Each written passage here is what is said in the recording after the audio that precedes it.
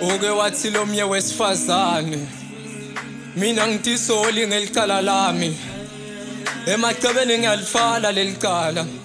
Nkosi yankantolo ngigwebe ngalokufanele phambi kwenikutele ngimbonako longangifakazela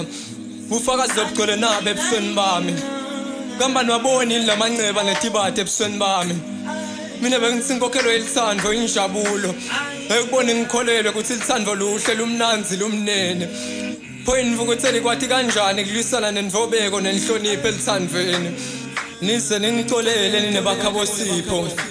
bekungasinhloso yami kumgonisa ematshe ngesifuba eyithandla tami sesigcwele ingadi namuhla ngingabadi ngimbulele sipho ngoba iyahlupha lento ekuthanza umuntu umthandzela indodana yakhe manje nilicekani lithandvo malihlala phansi ngoba kadze labulawa imali